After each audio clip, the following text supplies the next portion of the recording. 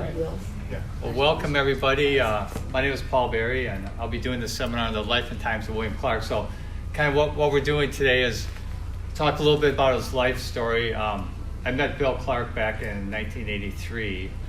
I'm from Minnesota. My band opened up for him at this iconic blues saloon in St. Paul, Minnesota. He was on tour with George Smith at that time. Oh, nice. So just a great venue and a great band. And I didn't realize that Bill was with George Smith. I thought just George Smith, and I was nervous enough being a young harp player at that time. And all of a sudden I saw Bill Clarke was on the bill too, so it made me doubly nervous. And I remember when we were playing, George Smith sat in the front row, right in front of me. You know, I was like a 23-year-old green harp player, so that was kind of intimidating. But they were both so nice, and Bill and I became really good friends that weekend, and we stayed in touch. And I ended up moving in with his family in 1985 in Los Angeles. So lucky enough to be the mentee for a great mentor, William Clarke, especially on the chromatic. He showed me a lot of things that George Smith had showed him. So I just fortunate, and unfortunate, as everybody knows, Bill passed away in 1996, kind of at the height of his career. He was still climbing, and just really unfortunate. We'll talk a little bit about that today. And he and I were working on a book at the time, an instruction book. And instead of carrying on with the instruction book, I thought it'd be more appropriate to do a biography on his life story. So I wrote a biography on his life story. It's called Blowin Like Hell, and that'll be out in about probably about 4 or 5 weeks. So I'm done with that. I interviewed a lot of his former bandmates and his wife Jeanette, who her and I are good friends, and we talked quite a bit. So I think you'll really like it. It just gives an insight into his story, his upbringing, and we'll talk about that today. And at the end of the talk today, we're going to talk about his approach to playing harmonica. So I was lucky enough to be on the receiving end of a lot of his instruction, and also we had started writing a book, so I actually have some things that I looked at and gathered some more insight into his approach to playing harmonica that I'll share with everybody today. So, and then lastly, Ronnie Shellis is going to come in at the end, and he and I are going to do a little bit of playing. Ronnie's a big William Clarke fan, and so it'll be nice to have Ronnie come in. He's a great teacher. So that's kind of what we're looking at today. So before we start, how many people have seen William Clarke perform live? Okay, well, great. You know what a treat it is to see him perform live, and I was lucky enough to know him for 13 years, so I got to see him everywhere from the ghetto clubs of South Central Los Angeles to the big stages, and I got to go to practices with him. I got to hear him practice in his bathroom at home, which he did frequently for the acoustics, and also, to get away and to focus, but mainly for the acoustics. But he was an extremely hard worker, and one time he told me that he was upset when people said, "You have a gift," because he said it's all hard work. He said, "You might not like my music, but you can't deny that I'm not a hard worker." And he would practice for 8 hours at a time, just an extremely hard worker. So everything he played and learned, it was just out of hard work, and it's really a testament to what you can do if you focus and that. But anyways, I'm going to start with I'm going to start with You went to sleep. This is my favorite video of Bill. This is back in, I think, around 1990, right after Blowin Like Hell came out, and he was performing at the San Francisco Blues Festival. And it's about 6 minutes long, but it just shows you like what you can expect when you see him perform. And everything that he did was off the cuff. He didn't have a set list with the band. I think usually he'd say, "We're going to start with Lollipop Mom," or "We're going to start with this." But if you notice, like during this footage, all the breaks, all the stops, everything, all the cues, that's all improvised. So the band members used to tell me we had to watch him like a hawk, And if you didn't, you'd be on the receiving end of his ire, because he was a perfectionist, and he wanted the band. He wanted that spontaneity, but you have to really watch the guy. You'll see by this video what I mean. So I'm going to put this on, it just really gives you a good flavor of what he was like in person, and just the kind of show he put on. I'm not making a big noise there for my friend William Clarke.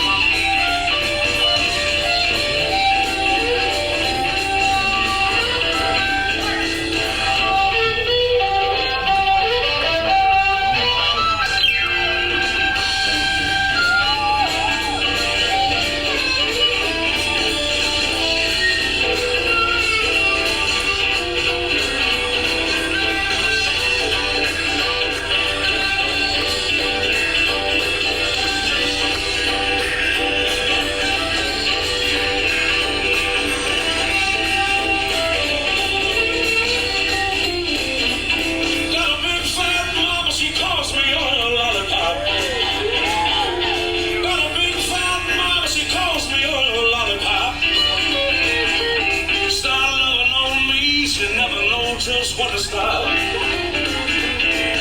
Love so hard and she loved me night and day. So love so hard, love me night and day.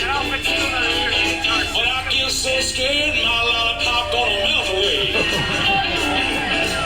You shake like Judy, but don't shake yourself. Oh no, shake like Judy, but don't shake yourself. You know what? She's shaking for me, shaking for nobody else. Well, we rocks in the morning, rocks in the midnight too.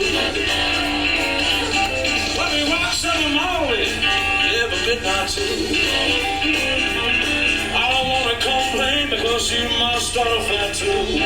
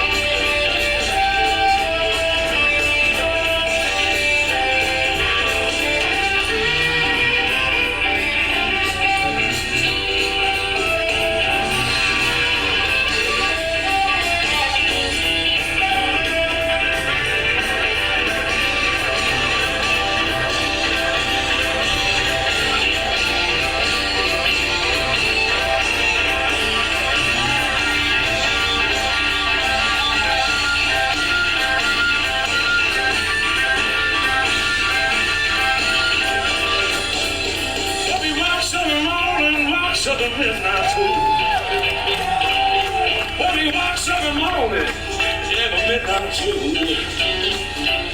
I don't wanna complain because you might start a fight too.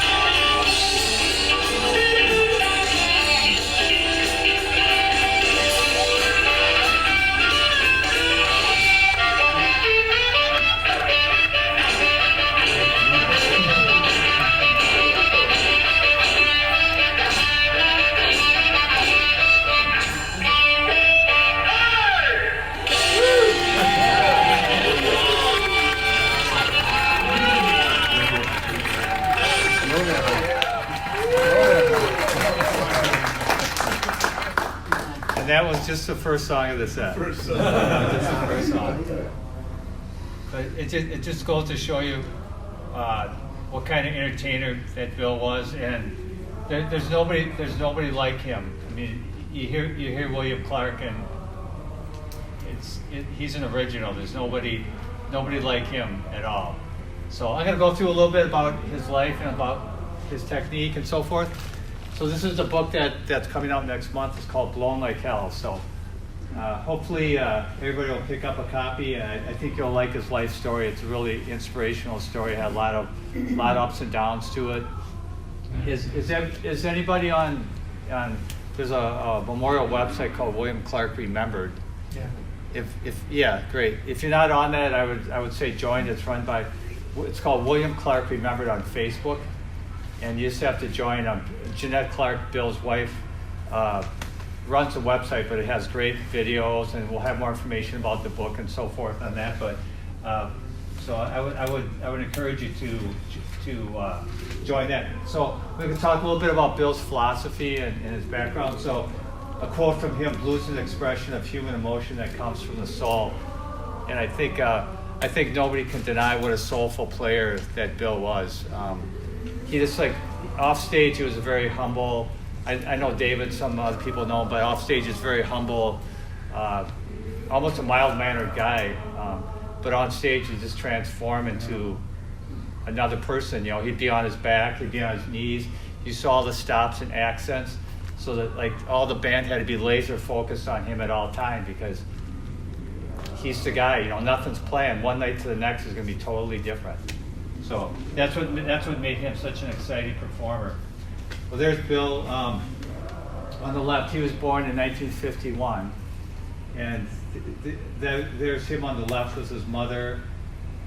He grew up in a trailer park in California, Los Angeles. Actually, he was born in Inglewood, then he moved to Gardena, so they lived in a trailer home right there, and that's Bill's dad right there on the right-hand side. Bill didn't have a great relationship with his dad, but he did with his mom. He's really close with his mom. So she meant a lot. She meant a lot to Bill, and she kind of got him interested in music at a young age. He said he remembers that she'd be playing big band music, in their home, and she'd be carrying him around the home dancing. And it said it really stuck with him, because she'd play stuff like Benny Goodman and Freddie Slack, the great boogie-woogie piano player, and she loved the swing records, and that really, the rhythmic part of that really caught on with Bill, and it really resonated with him. So he owes a lot to his mom. There's Bill in 1974. You can see he's with the Super 6 Fender, which is a 410 Bassman plus two extra speakers. So he had the big rig back then, which he switched to a Bassman later on. But you could see him on the left. He kind of had a different appearance with the longer hair and the beard. But that was early in his career. There's Bill on the right. He's in South Central LA. He spent a lot of time down in South Central LA at a young age. He was actually 17, and he was going into the ghetto clubs of South Central. They had a great blues scene down there, but not a lot of white people went down there, and Bill was one of the few that went down there. Another guy, Rod Piazza, went down there before Bill did. Hollywood Fats, some folks like that went down there, but they had a great blues scene down there. They had a lot of people that came from other parts of the country that emigrated to Los Angeles. They emigrated from like Mississippi, Oklahoma, Texas. You know, I would say like the person that really developed that West Coast sound would probably be T-Bone Walker, who came to LA, I think in the 30s or 40s, but that West Coast sound kind of started with him. But so Bill spent a lot of time in South Central LA with Shaky Jake and Smokey Wilson, guys like that, and then he kind of cut his teeth learning down there. The big influence that Bill had on Bill's career was George Harmonica Smith. And Bill met him in 1977. He met him in 1977. He knew about George before then, but he met George in 1977 officially, and they started working together. And he was a driving force behind Bill's playing, especially playing chromatic. George was a great chromatic player. He played those big fat octaves, and Ronnie and I are going to demonstrate that a little bit at the end, but that's where he got the idea to play the octaves on the chromatic that George kind of developed. So George was a big factor in Bill's development. The picture on the right shows Bill playing with George Smith. Bill had a band in the early 80s called the Night Owls, and they're there playing together. So Bill played with George for 6 years, the last 6 years of George's life. He played with Sir? Bill and George played together. So the picture of George Smith's got a harp in both hands, it looks like? Chromatic? Yeah, he does. Yeah, he does. Yeah. And one thing that Bill really, please ask questions too. I forgot to tell you. One thing that Bill really learned about, you saw on the video I played at the beginning, you saw what a great entertainer Bill was. And he developed his style from watching those guys in South Central LA, because they weren't standing up on stage like statues. They were playing to the crowd. They were like getting into the music, and Bill, that really resonated with Bill. And he said when people come out to see me, you know, I'm a hardworking guy, and they want to see the whole everything, not just the musicianship, but they want to be entertained. And does anybody know who Doug McLeod is? Oh, yeah. Yeah. So I interviewed Doug for the book, and he said those guys, George Smith, Pee Wee Crayton, all those guys wanted to be known as entertainers, which means you're not any better than the people that are watching you. So it's like they really focused on entertaining, you know, outside of being great musicians. It's like you're here to see a show, and you want to be entertained, and they just thrived in that. And Bill caught on to a lot of that with his style. And like I said, by the first video clip I showed you, that Bill was very passionate. He'd come off stage and be soaked with sweat. I mean, he just gave it his all every time he played. So that's when I met Bill. That's me way back in the day with George Smith, 1983. That's when I first met Bill. He was on tour with George Smith, J.D. Nicholson, George, Bill, and Philip Walker, and then they had bass and drums. So that's the band I initially saw Bill with, and that's me and George Smith backstage. So I was lucky enough to meet George, really a nice guy. I didn't know him well, but just really everything I've heard about him has just been very complimentary. And It's a kind of timeline. George came down from Chicago, right? And moved to California. Yep, that's correct. He moved to Los Angeles in the 50s. I think, if I have the story correct, he was on tour with Muddy Waters, and they came into Los Angeles, and he liked the climate so much that he stayed. But George was a big force on the West Coast scene. You know, like if you think of all the great harp players that came out of Piazza. Yeah, Piazza, Mitch Kashmar, Bill, of course. You know, Al Blake from the Hollywood Fats Band. He influenced Mark Hummel, Rick Estrin. You know, all those guys, even though they were up in Northern California. But you know, like Mitch Kashmar told me back in the 90s, he was in Europe, and Mark Weiner from the Nighthawks said, "You West Coast guys really play the shit out of that chromatic."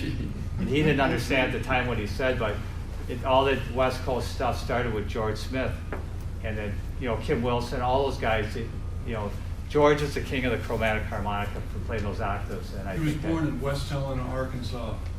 Yeah, he was. Yep, you're right, David. Yep. He even has a song called West Town, Arkansas.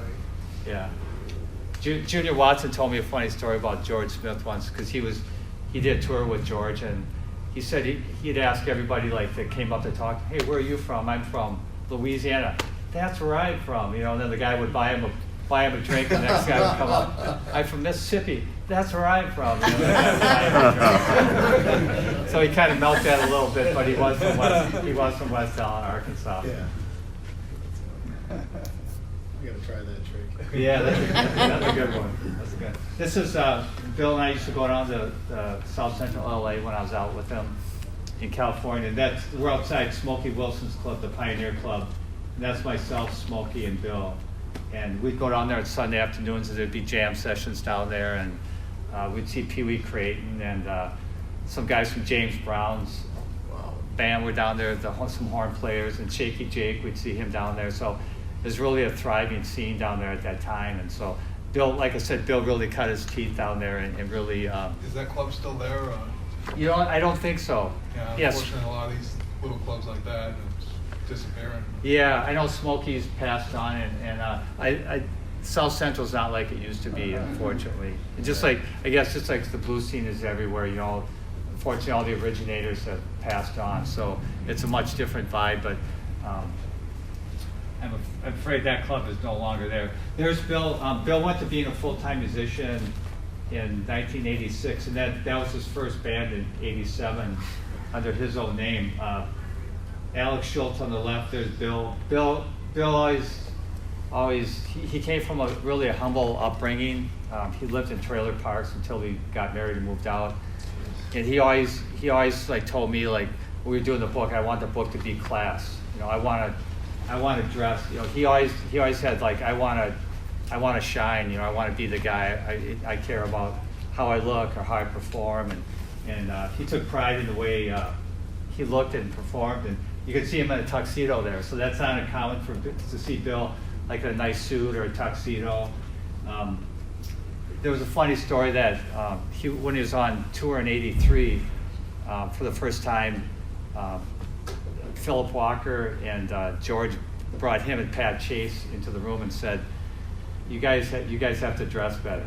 So, you know, because they were wearing like T-shirts and jeans, so they had to go to thrift stores and buy suits and things like that. So he learned how to dress from those guys, and like Pat Chase told me, which is true, you have some of the dumpiest clubs in Chicago, and Muddy Waters and Wolf and all those guys look like $1 million, you know, by the way they dress. So you always want to add that class element to it, and Bill believed in that.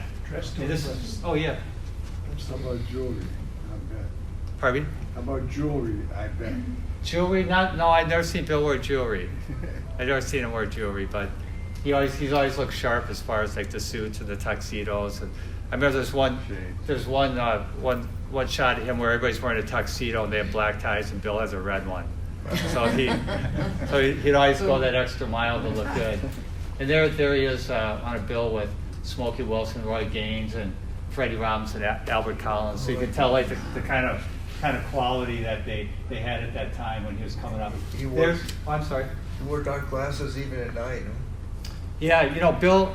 When I first met Bill, he wasn't wearing the dark glasses, and there's some different theories about that. I know he was sensitive to light, and he told me once that he got in an accident when he was younger, and he had some shards of glass in his eye that never got removed, so that was bothersome to him. And also, I think he was shy. He was very shy off stage, so he was like a monster on stage, but off stage he was shy. So I think the sunglasses and the drinking, he got into some drinking issues. It kind of escalated that problem, but I think it was Charlie Musselwhite told me that he thought it was more like shyness, you know, being on stage, and Charlie felt the same way. That's why he wore sunglasses at the time too. You mentioned that he had worked up until 1986. Right. What type of jobs? Oh, I'm sorry. Good question. Yeah, Bill was a machinist. So he got married very young. He was, I think, 19 years old. He dropped out of high school in his junior year he wanted to be a bluesman. At age 16, he said, I want to be a bluesman, so he dropped out of school. And his dad said, you need to get a full-time job. He didn't have a good relationship with his dad, so he got a full-time job, and then he got married when he was 19 to Jeanette. She was 18. And then he was a machinist for 20 years, and then he was just so depressed because he saw other guys making it, and he knew he was as good or better than those guys. And so Jeanette gave him the green light to quit his job and be a full-time bluesman. And it was a real struggle at the beginning. You know, before he signed with Alligator in 1990. I'll talk a little bit about that Blowin Like Hell, but before that it was a struggle to be a bluesman with 2 young kids and trying to make ends meet. So yeah, I think if everybody's heard that song Pawn Shop Bound. Oh, yeah. I remember going to the pawn shop with Bill a few times, but they knew him well there, and he had at one time or another, he had his wedding rings in there, he had his amps, he had TVs, stereos, just like the song said. That's everything is very true. So What was happening when you were at the pawn shop with him? I was pawning something too. You and Will were both pawning stuff. Yeah. Okay. Right. Exactly. So this is on the left. It's a little bit older shot, 1980 with Roy Brown, who wrote Lollipop Mama, and that's Bill way back in the day, and he had a fedora on and jean jacket, so he looked totally different. But what's interesting about that song, Lollipop Mama, is that Roy Brown wrote that song. So Bill prided himself on doing original material, but when he would take a song like Lollipop Mama, he'd make it his own. So many people think that Lollipop Mama is actually his song, but it's actually a Roy Brown song. So he said, if I ever do like someone else's material, I'm gonna make it mine. So he's not gonna do a Muddy Waters tune and have it sound like Little Walter's playing. He's gonna take that tune and make it his own. You know, so, and that's what he did with Lollipop Mama. There he is on the right, a little bit later shot, 1990, where he played with Jimmy Rogers in Europe, and he said that was like one of the highlights of his career because he was obviously a big blues fanatic, and he said one of his regrets is that he never got the chance to record with Jimmy Rogers. I think that would have been incredible had that ever happened. He was really a great family man, and he really struggled being away from his family when he's on the road. He used to do 1 month on, 1 month off. And there's his son Willie on the left, and there's a Christmas card that they just send out every year. They do a different scene, you know. And Bill had a really good sense of humor. He was a shy person, but really a great sense of humor, just really a good down, you know, really a kind-hearted guy. And his appearance, I think a lot of people are kind of intimidated because he's a big guy. He has slick back hair, sunglasses. They think like John Marks said, a lot of times, he was a guitar player on that first video. He said a lot of times that people would say, is it okay if I talk to Bill, or is he gonna get mad at me if I say it? He said, no. They go back and talk to him, and he was very gracious. I think David can probably attest to this. If you ever asked him, how'd you do this, Bill? How'd you do that? He would sit down and he'd show you stuff, whereas a lot of other harp players are kind of guarded with that information. But Bill wasn't at all. And I think that's because he got it from George. Like the first time I met Bill, he said, do you want to learn how to play third position? Do you want to learn how to play chromatic? I said, of course. And, you know, very, very gracious and kind. He wouldn't take a nickel from me. And that's this kind of person. I've heard stories after stories about how he'd sit down with people and help them any way he could. That's when Blowin Like Hell came out.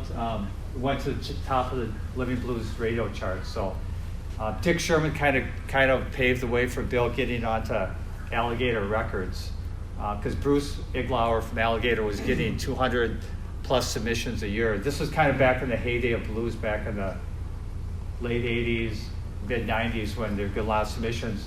And Bill recorded Blowin Like Hell, and he sent it to Bruce Iglauer, and with the help of Dick Sherman, kind of paved the way for Bruce to listen to it and got him that contract. So he ended up doing 4 albums with Alligator Records, the last one being The Hard Way on the right. So Blowin Like Hell, 1990, Serious Intentions, 92, Groove Time, 94, The Hard Way in 1996. That was his last album. I should say that a little bit about Bill, and if you buy the book, you'll get a little better sense of it, but he started getting into some pretty severe alcohol problems during the course of his career, you know, based on the stress and the traveling, being away from his family, and he overcame those later in his career. So unfortunately, it was cut a little bit short. I'll talk about that a little bit. In 1996, he collapsed before he was going to play at the Slippery Noodle in Indianapolis. And at that time, he had a pretty severe alcohol problem.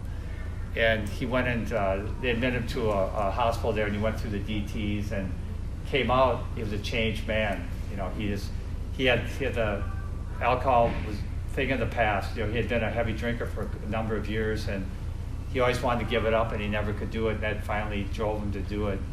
And he came out. The last 7 months of his life, he was alcohol free and playing better than ever. He was just like on fire.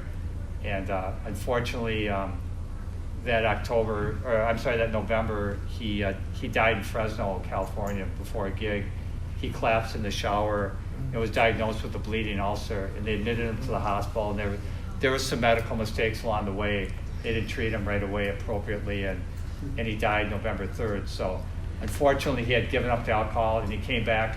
I had seen him 2 months before in September of that year when he came to Minnesota. And that was the best I had ever seen him. He was just like a new person, just played at the top of his game. And unfortunately, his life was cut short. And I'm hoping by putting out the book, it's going to bring more awareness to him as a player, because he was like Bruce Ziegler called him the best of his generation. And I don't think there's anybody that can match what Bill did.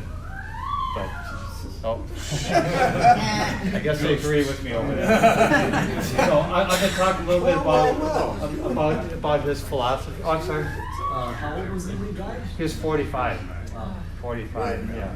And like I said, he'd given up the alcohol, and he was kind of like at the top of his game. I think Ronnie could attest to that. He was like, yeah.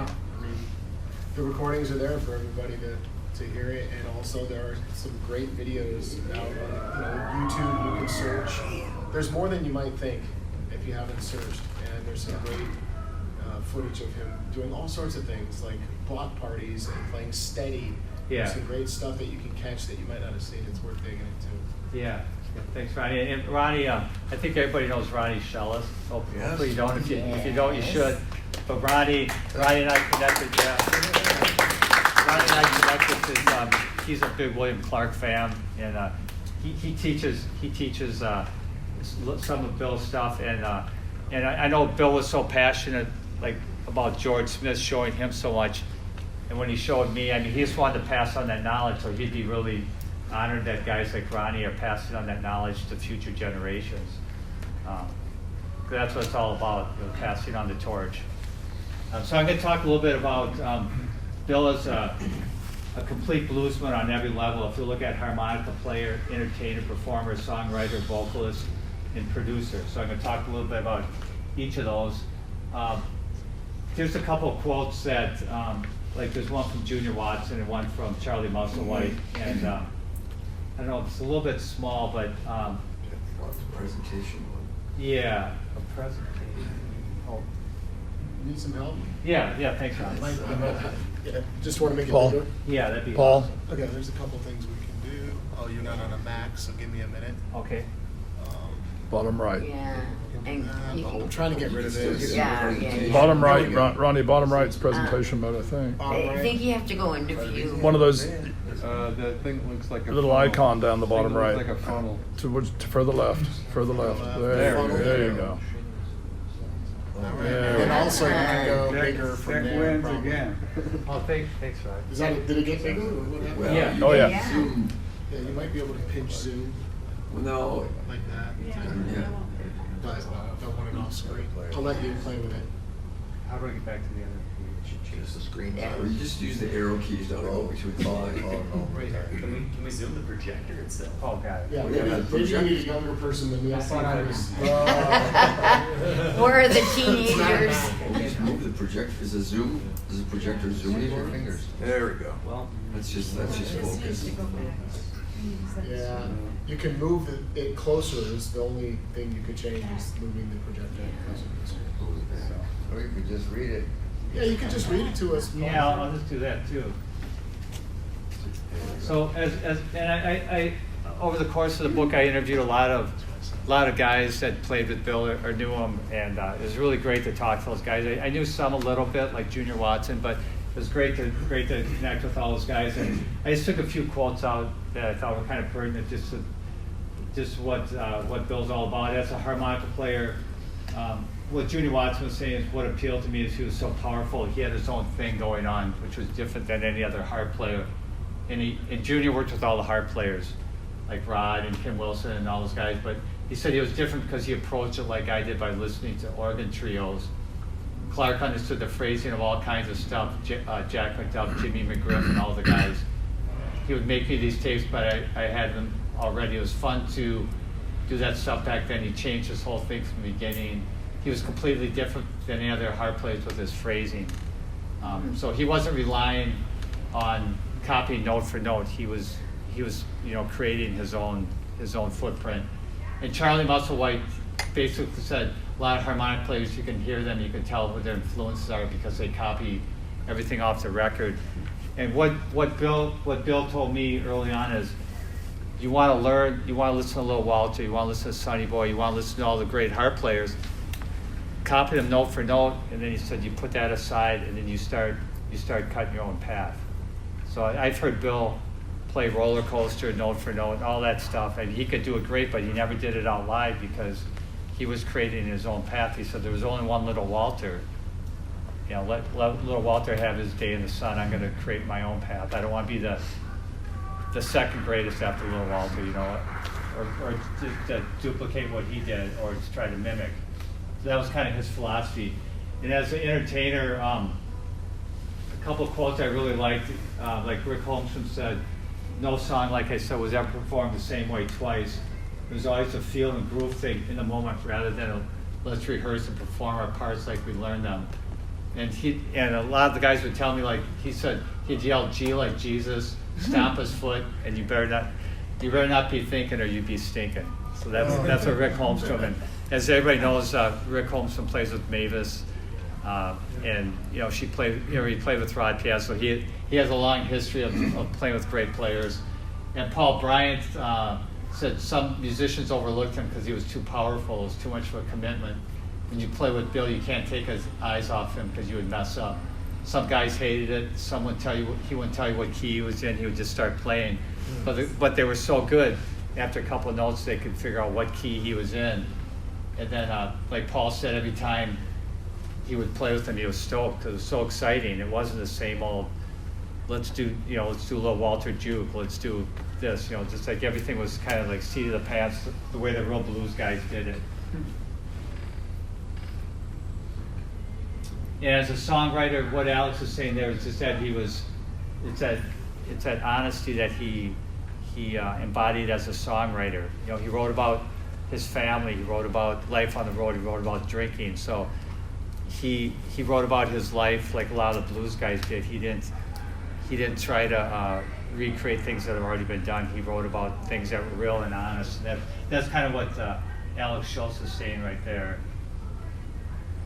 And as a vocalist, again, it's the honesty and the feeling that Bill had in his voice. He really, if you look at his early recordings to how he performed in the last part of his career, you can really see how hard that he worked on his vocals. And those are kind of long quotes, but as a producer, he had total control when he worked for Alligator, when he recorded for Alligator, which was unusual.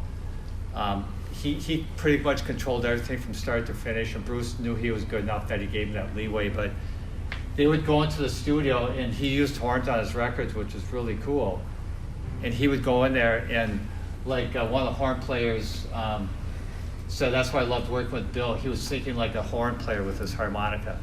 So he would tell these horn players, I'm going to play off this lick, I'm going to play off this lick. How about doing this? So he would, every step of the way, he'd be involved with the production of his records. He wouldn't say, let's add horns on this and then walk away. He would stand over and make sure everything was just the way he wanted to hear it when he got, when the finished product came out. And then Barry Levinson, who played guitar on one of Bill's recordings, he said that, he said, we're going to keep this lick, we're going to punch in this lick, we're going to keep part of this lick. And I said to Glenn, who was the producer, I thought he'd be more off the cuff. He said, no, man, he's really beyond particular, and he punches in a lot of things. So he said every note's there for a purpose. So he was like a fish in water when he was in the studio, because when you overdub, you have that ability to do that, unlike the old recordings where everything's live. So he really took advantage of that, and he really made the great, I don't know if everybody's had a chance to listen to Alligator Records, but his whole career has been, great recordings. And Ronnie, did you want to say anything on the recordings at all?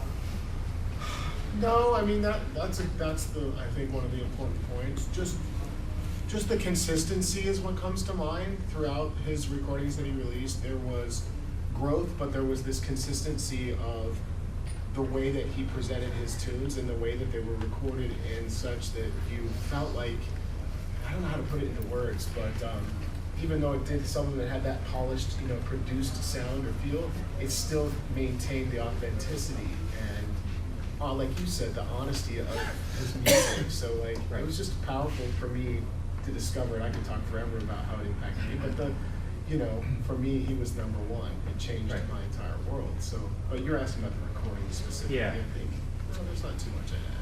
As Bill developed with his Alligator career, he was getting to more jazzy elements. Like if you hear the hard way, Moten Swing and the Boss. I mean, those are just like killer tunes. And he always kept that blues feeling, but he was getting off into some other areas that he could really project, and he could do things that other people hadn't done before. So that's something that he really thrived on.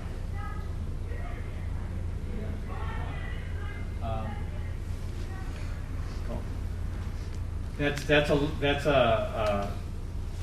Did anybody see Jason Ricci last night? Oh, yeah. So this is from Jason, because I thought Jason might be here today, but he didn't make it. But he's a big Bill Clarke fan, and he said, I guess the bottom part, where he said he's a total beast. It's not that other musicians weren't creative, but what Bill was doing was technically and physically so difficult that very few people were willing to put in the time to get that good and take it to the next level. I thought that was a really great quote. That's referring to tone, to how fast he's playing. Do you? I think it's like the whole package, not so much the speed, because I know like when he was starting out, like Shaky Jake and George Smith said, slow your playing down, make your notes count. So it wasn't more the speed; it was just like the way he was being creative with his phrasing and the way he approached the harmonica, which was so difficult because of the work that he put in. He wasn't copying. It's not easy to copy someone else, but it takes all the hard work away from it, and he was creating his own path, and I think that's what he was kind of. One thought on that is he was, in my opinion, the greatest technician on the harp. The difference is that he put the emotion first. He was creative with the phrasing, and that technique supported it. And so when you listen to these recordings, he's doing things that no other player was doing technically, but he was doing it in the most emotional and creative way possible. And that's, to me, what struck me. Right, yeah, good point. Just a follow-up question, creating your own path. I saw this kid who had started playing harmonica 2 years ago, and he's like killing it on the jazz chromatic harmonica. And I'm like, what is that? I'm not even that good right now. Creating your own path. It seems to me like it takes longer to do that. And like you can copy some great harmonica players really fast, really quick riffs, get that down pretty quickly, and really like shred and impress people. Do you guys think it takes longer to like, I don't know, be a showstopper when you're creating your own, when you're building your own path, building yourself? Do you guys have thoughts on that? I would say, like what Bill told me, he said, first you want to start out copying other people and learning that material, and then you go on and create your own material. So I think to answer your question, you put in a lot of time. I mean, it's tough to copy. Got like guys like Little Walter, Big Walter, Junior Wells. and then you go off and you create your own path, because if you don't have that foundation to work from, it just makes it more difficult when you say, Ryan. Yeah, I mean, also, everyone's path is different. You can't imagine how much time he spent, actually working on it. And everyone just has a different path, so you can't really try to compare it. You're just focused on following your, inspirations along the way, and digesting all that old material is the way you find your own style and approach, because then you've understood all these different players, right? Then you can put that together in your own direction. But it's a different path for everybody. What takes somebody 10 to 15 years could take somebody a lifetime, I think. What you hear in your head is I'll bring- what you hear in your head. It's not Yeah. collective. Could you stand up when you talk, Ryan? So you can Oh, hear? yeah. That's all right. Sure. Well, that's it. I mean, just focus. That's it. I already said it, but Okay. just taking the time to do you and not really compare too much. I didn't know Bill, but I would imagine that he didn't do a lot of comparing. He was focused on what he was doing, Right. and he was so in it and believed in the path that he was taking that it led him to where he got to. Yeah. Good point. I mean, he was convicted, had the conviction rather of more than any other in his playing and in his life, the way he led his life. So Yeah. I can't wait to read your book. Oh, thank you. I'm really excited to get into that. Yeah, thanks. Yeah, thanks, Ronnie. for doing it. Yeah, it was a true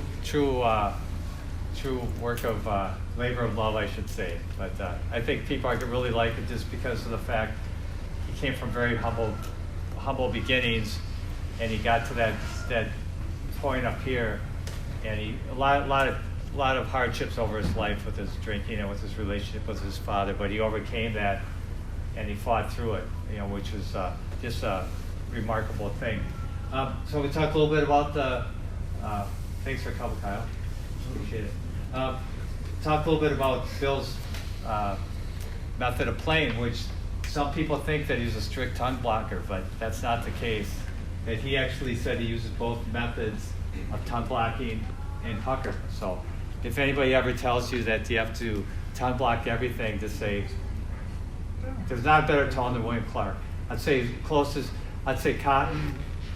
Cotton maybe, in my opinion, had the best tone, but Bill was like right behind. There's a lot of great guys like Wilson, of course, but you listen to Bill and Cotton, those guys have the deepest tone. So it's like Bill said, you want to play down the diaphragm. Like Junior Wells is more of a throat player, but the guys like Cotton and Wilson and Bill, diaphragm players. So that it's that breathing. Is there anything you want to say on that, Ron?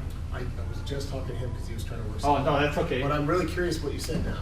I remember over the years, many times people have asked Ronnie Shellist if he's a tongue blocker or Yeah, pucker good point. player. Yeah. That's exactly what he tells you every time. You'll hear that from Ronnie. That it was a mixed switch it up. Yeah, because Grant Derming and I won't get into it, but we had a long discussion on the benefits of mixed approach, mixed embouchure. And you can hear it in his playing. Listen to those attacks on those triplets and the way that he developed speed and all that. So. Yeah, thanks, Ronnie. So I think that that kind of dispels that you don't need to be a tongue blocker 100% of the time. No, that's my opinion. Of course, you're going to get a different opinion when you talk to certain players around here. Yeah. The other thing that Bill did too, and I know Ronnie knows this very well, but Bill played the harmonica upside down. Whoa. Oh, yeah. So I wouldn't recommend it. I tried doing that. I'm not even gonna spend my time on it. You play? Yeah. You're not the only one. Butterfield did that, and Sonny Terry. But something important to know about that is that Yeah. he played it the same way we would play it as a left-hand player, with those low notes in the pocket of the hand. And that's a huge part of getting the sound that he got, and that I think a lot of good players get, is that you'll see that the low notes go in. So if he's a right-handed player, it's the low notes he's playing down here versus a left-hand low notes. So it's always going in, and that has to do with the way he's getting the encapsulation of his sound on those low notes. Right. That's important to mention. Yeah. And Bill told me that, of course, us writing this book, that he said the reason I did that is because when I started out, he started out on his own like a lot of us did. There's a lot better resources today, obviously, if you're starting out. But if you're picking up for the first time, you don't see those little numbers and grades on the top unless you're really looking. They're hard to see. So he just started playing it that way. And when he realized that I was playing it upside down, of course, he saw no reason to change. But when we were writing the instruction book, he said, play it right side up. He said, I didn't do that, but it's easier to, follow that way. So, That's interesting. there's no reason for him to change at that point, but it's just kind of interesting. And we talked about the breathing a little bit. This is a quote from Bill. Breathe through the harmonica when you play. Measure your nose by controlling when you inhale and exhale. Think ahead. Conserve your breath and make your playing more fluid. So I think Ronnie as a teacher could attest to that. When you're playing out, you want to think ahead. You don't want to run out of air and then there's a gap in your playing or it doesn't sound right. And I think a big part of what's confusing for people is that if you listen to his recordings, it's so powerful. You would listen to it as somebody who wasn't as familiar with playing, and you might think, this guy is blowing his brains out playing so hard, but he didn't. There's no way you're going to get the nuance that he got unless you back off. He let the equipment work for him. Yeah. That's why it sounded so great. He was also into the gear and dialing in his sound. Yeah. You can tell. And so he played with a light touch, but he knew it's all that conservation and slow release of the breath from the diaphragm that allowed him to do that, in my opinion. Yeah, great. From what I can tell. Great point, Ronnie. Like I saw some of the, and this is from Bill too, some of the more of the throw players, Junior Wells, great player, fantastic player. That was just his style. Sonny Willis, who's out of Detroit, Bill liked him a lot too. And of course, the guy with the tone is James Cotton. So you look at equipment and you think, I need a basement, I need this, I need a static JT30, but a lot of times Cotton would play through the PA and it'd sound like $1 million. So like Ronnie was saying, it's all that deep breathing from the diaphragm. And also this is a quote from Bill where he says, visualization is what works for me. I form a mental picture of playing deep down in my chest. Imagine there's a wind tunnel from deep in your chest, and at the end of the tunnel is the opening of your mouth. Listen to the great James Cotton, you'll hear that powerful sound. So I try to do that when I play too. I'm always thinking I want to play as deep as I can for the diaphragm too. So I know Ronnie and I were talking about this, like overblows and all that kind of stuff. Back then there was no such thing. Bill didn't know about it, but if you listen to the great players, it's not necessary, in my opinion, to learn those unless you want to play some things but to me, the ultimate guy is like William Clarke or Cotton, so those guys didn't use it. So I guess for me personally, it's like I don't see the need to it, but it just shows you that you don't need all the things just to get that kind of tone and to get that playing and that presence that Bill did. But he sure played every other damn note available outside of those overblows. Yeah. And that's something. He didn't just play it like the traditional blues structure of some of the riffs and language that we hear. He had all the influence of the organ players and horn players. So he was taking advantage of all the microtonal bends. He wasn't afraid to use any note, and he was using them in ways that other players weren't. So. Right. Yeah. Thanks. Yeah, good point. Got a few more slides here to go, guys, and we'll do a little playing. So we'll talk a little bit about the harps and effects. Bill played the first position very little, not much.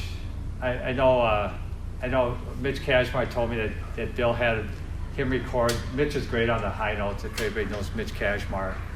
And he had Mitch play on recording and use those high notes. But I've heard Bill play some high notes, and he did okay with them, but that wasn't a big strength of his, the first position. Obviously, the second position cross harp and the third position were big. And George Smith, we got that third position stuff from George. Like those early George Smith records on Modern and Ace, those are fantastic telephone blues. And I think we're going to do that one today for you.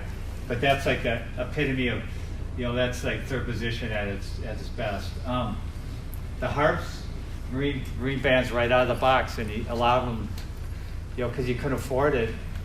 Some were flat, so if you hear like a kind of a funky note on a recording here and there, it's not he was doing something crazy. It's just that he was using a flat harp because he didn't have a choice. He would beat the harps pretty good because he was a passionate player. So he used them until they no longer could stay together. the 270 Chromatica and the 280 Chromatica are the ones I've used. A lot of times you play a C in D, key of D, so it's third position. I think it was getting into some other things too, right, Ronnie? I think so, but I want to mention that those are 12-hole. No, so those are the 12 holes. 12-hole chromatics. Yeah, the 270. Well, it's just important to mention that because you don't. A lot of players do use those big 16-hole ones. Cotton, Walter, hearing that low side of the harp, but his tone had a cool, bright shimmer to it. It was a different sound. I think that was very intentional, am I right? And he might have played the 16 as well. He right? did. He did play 16. Yeah. Yeah. And I don't know, I can't talk smart about this, but some of the chromatics were off a half cent, and you get that beat. So he did it on chromatic too. Yeah. I mean, sorry, diatonics also. And I don't know if the harmonicas were beat up. I think one of the notes was so slightly flat that it gave it that. Uh-huh. He's talking about a shimmer. An octave normally has an even sound, and his sometimes in certain recordings, and also on those YouTube videos, like when he played the record store, you can hear it. It had that. He made it sound great. Yeah. It sounds so good. Right, but if I did it, I'd be like, oh God, I can't use this. Yeah, exactly. And he also used a JT30 shell with a green bullet element. And the reason he didn't like the green bullet shell is because it's heavier. The JT30 is a lighter, so he used that when he could.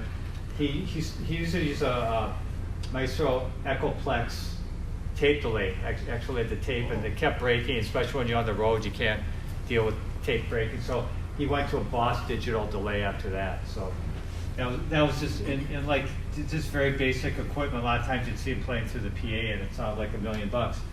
There's a holy grail right there. There's his amp, and Jeanette still has that amp. His wife, Jeanette, still has that amp. Oh yeah. What was the Maestro Echoplex that I saw on the last slide? Yeah, it's a tape delay. It's a delay. Yeah, it's a delay. It actually has the tape. Okay, it's an analog delay effect. Right.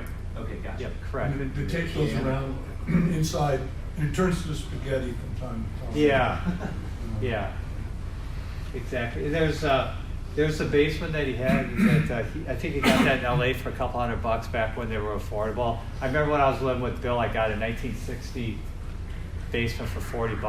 Wow. So back then you could find some deals. Now they're like 10,000 plus. What? Yeah, they are. Yeah, I think Jeanette still has that. And somebody asked Bill about his settings once, and these are the settings that he gave to them. So I would imagine, depending how big a space he's playing, he's going to adjust those a little bit. But people always like to know what settings you have. But again, you could have the same gig, and somebody could sound like $1 million, and some guy doesn't sound great. So the equipment definitely makes a difference, but it's mainly the player. That's like Bill said there. Although I have favorite amplifiers for harmonica, I firmly believe that the biggest part of your sound comes from you. So. Okay, recommended listening. We're talking a little bit about George Harmonica Smith as a band leader. This is from Bill. Harmonica ace, great third position like Telephone Blues, backing Big Joe Turner, Big Mama Thornton, and Champion Jack Dupree. So you'll find George on some other albums. Little Walter as a band leader, everybody knows that, but he did great backing work with Muddy and Jimmy Rogers. Cotton did great work, of course, backing up Muddy and Otis Spann, too. That's some great stuff. Sonny Boy Williamson won Bridge the Gap between Delta and Chicago Blues. Sonny Boy 2, acoustic style harmonica. And this is all Bill's verbiage. Big Walter Horton, one of the all-time great sidemen, band leaders, a sideman for Sonny Lang, Slim Muddy, Willie Dixon, Jimmy Rogers, and then Junior Wells. So when Bill first started out, Junior Wells and Cotton and Big Walter were kind of his favorites that he tried to emulate. You told me that you listened to Tiny Grimes too. You like Yeah. Yep. That swing, that jump stuff. Absolutely. Yeah. Bill is heavily influenced by that. And again, segue to that, David. Bill was big on like broadening your scope and moving forward with your music. So, and this is his words. Check out blues-oriented tenor saxophonists Gene Ammons, Eddie Lockjaw Davis, Lynn Hope, Willis Gator Jackson, Sonny Stitt. Blues. He loved blues-based organ players, Jimmy McGriff, Jack McDuff, Shirley Scott, and Richard Groove Holmes. So all these players and styles lend themselves to blues harmonica with licks that they play. And like David said, Tiny Grimes and Grant Green, a lot of those guys. He later in life, he never listened to harmonica players. He always listened to other jazz players or other players. On his last tour, it's kind of cool. I have a story in the book.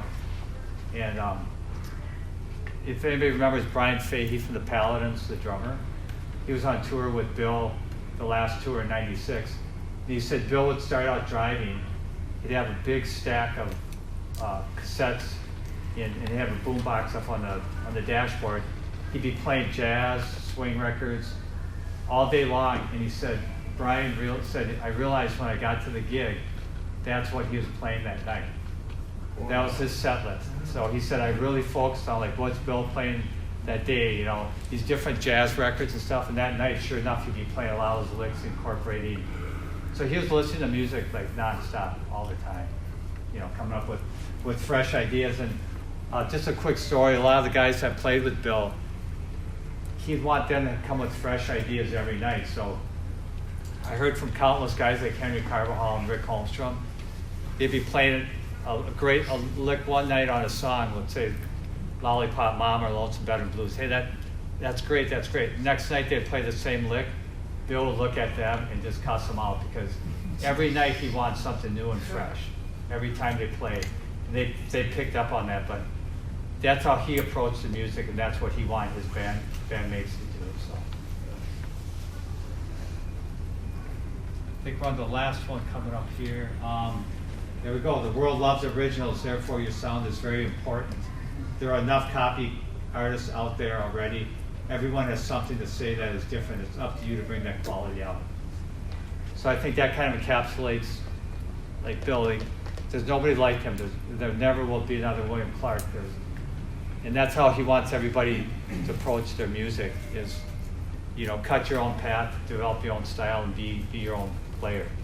So, is there any other questions? We're going to play a couple of tunes with Kyle, who was nice enough to come by. Kyle's, I don't know if you know Kyle Rowland. Oh yeah.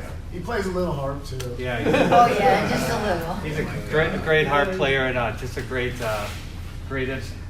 several instruments. So I don't think Kyle and I have ever met, but I knew about Kyle, so it's a pleasure that he came down today. So, does anybody have any questions? We'll play a couple of tunes here.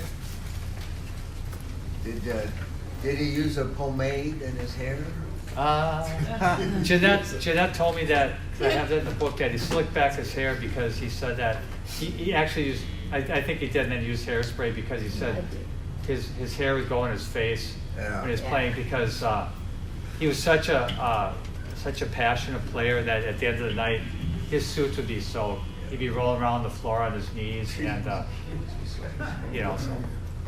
So when your book is going to come in, where can you turn the lights? Oh yeah, if you like to, we got T-shirts in the back. I got the William Clarke T-shirts. Got a great cassette of CD of Bill's of LA blues music that he produced. The book will be out in about 4 weeks. If you want to grab one of my business cards, I'll give you a flyer too if you like. But well, thanks everybody. We're gonna play a little bit.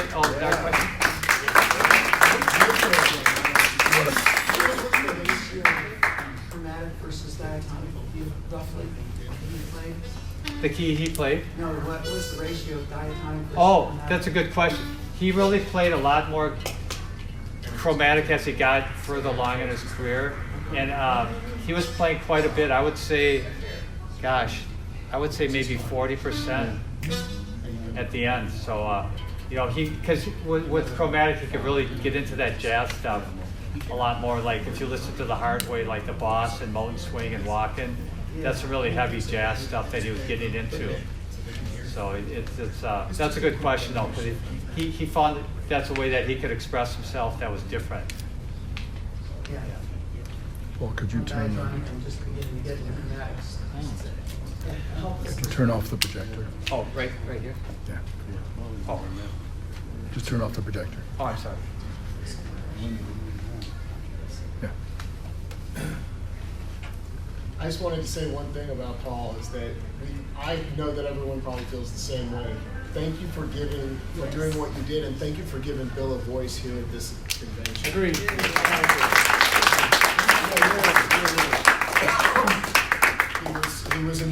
The ripple of influence that he had, I know from my friends and fellow players, was deep. And I know he's my biggest influence on the harmonica. I can say that hands down easily, that there's no like, well, I really like, no. He was the #1 guy for me. And is it time to play potentially a little harmonica here? Yeah. Yes. Maybe one thing I could just show you all is, Yeah, please do, Ryan. without having to, well, I guess we could do it. We got Kyle here, but like, just the sound in my head that the one sound that I took more than him, other than the octaves, which were a big part of it, was this ability to just take like in the key of G from 5 going like something like this, just to hear him do this kind of thing. 1, 2, 3, 4.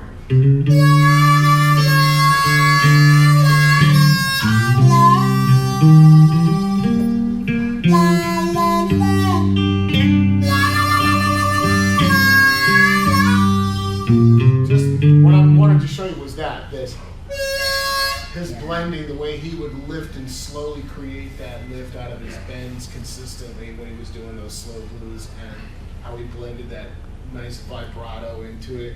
There was no waste, there was no filler in Bill's playing. There was never any filler. Yeah, you're right. Yeah, It was all purpose. So. Yeah, that's awesome. If you hear Ronnie play, you can tell it's coming down the belly there, right? Yeah. Do you want to? Are you gonna? Let's play together. Yeah. Do you want to try to do something like the telephone blues thing? Or Yeah. do you want to play work song? Let's do both. We'll do a couple songs for everybody if that's okay. Yes, please. I know that Colin may not know work song, but we could play the head. We can do it together. Should we start with telephone? The heck did I bring? Did I really bring You that? people. You don't have to tell. Yeah. It's gotta be. Let's start. Yeah, that's the thing. Yeah. You want to play some of that? Yeah, let's play some of that. Yeah. So what we're going to do is play telephone blues, which is a great. If anyone wants to come closer, feel free to. Sit on my Come lap. on up. Watch out. Gotta pass out the handkerchiefs for. Does anybody sing this song? Do you sing this song? I can sing it. Yeah, good. Please do. I will. So we're gonna start off playing telephone blues, which is a great George Smith tune. Yeah. Oh, sorry. If anybody's not familiar with it, George was a great third position player as well as chromatic. So Okay, he's the guy. If you Sorry.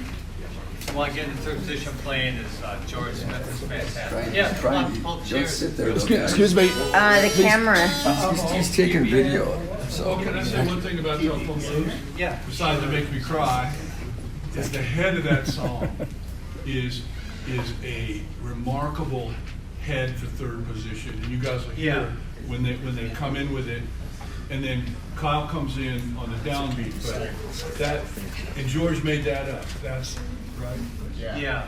And what's interesting about George is that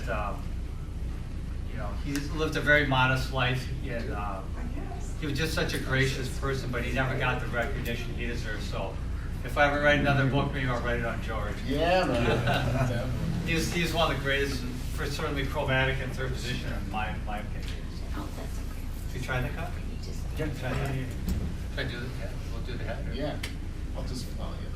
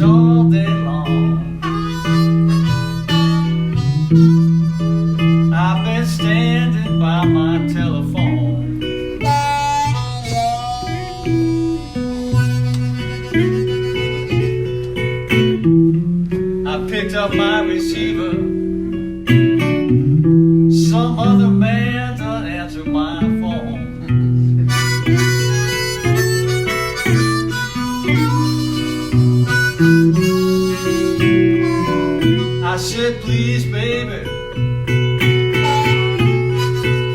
tell me what is going on wrong.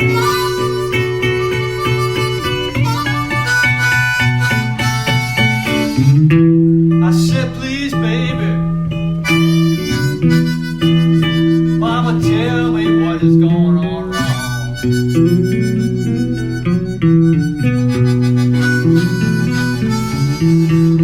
You got another man, baby. Somebody is living in my home. Let me hear you, Lonnie, talk.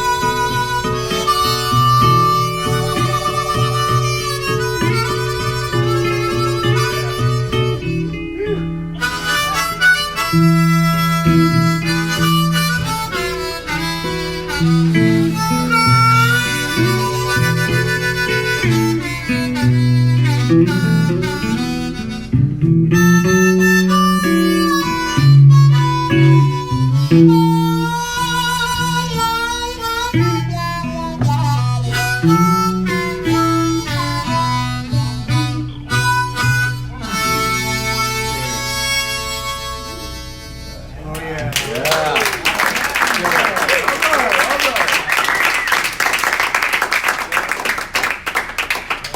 Thanks, everybody. We'll do one more for you here. We're going to break out these big old chromatics here.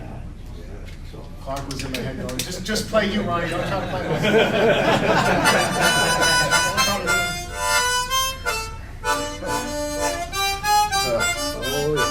So what Bill told me a lot of time with the chromatic, he said, just get your mouth in there, get it in farther, get it as far as you can so you can play those big octaves.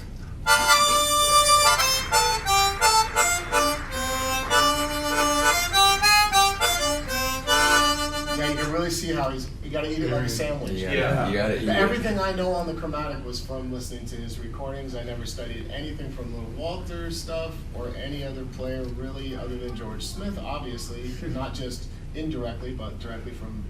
But it was, so almost every time I pick it up, I've had to retrain now and to bring in those single notes more often, because he did use those, but I got so fixated on those big octaves. Yeah. But it taught me a lot about how he got some of those horn lines and some of those cool, this kind of stuff. But then at some point you got to depart a little bit. So. Yeah, exactly. But I think that, like I said, the main thing he told me is just get your mouth in there. Yeah. Get it as far as you can. So it's good advice. If you know, like on the Boss, has anybody heard the Boss? That one Is that song?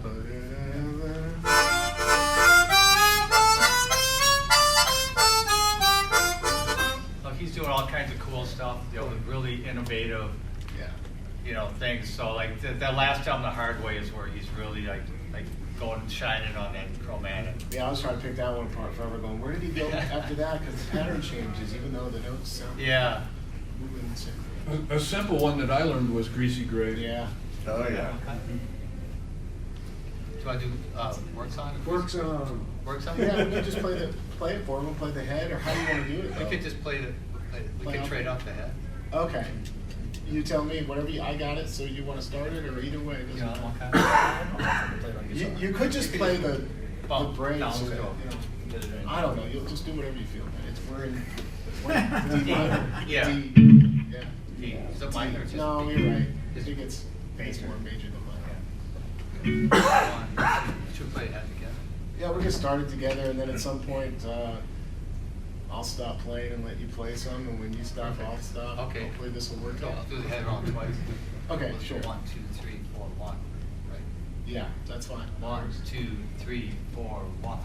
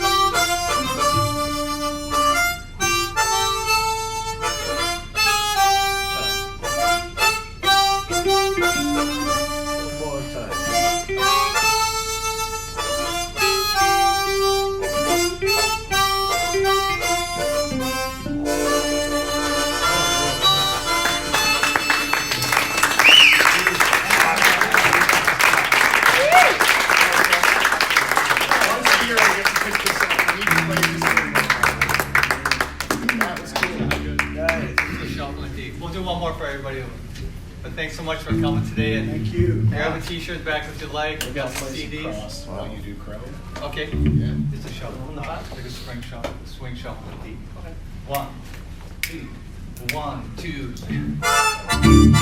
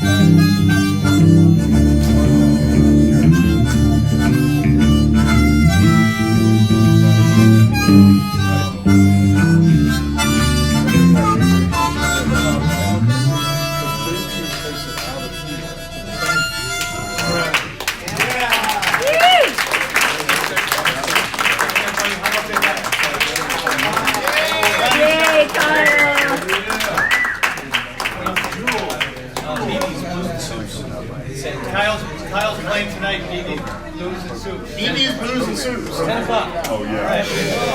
Well, are you doing a New Year's bash? That was great. Yeah. New Year's bash in Minnesota.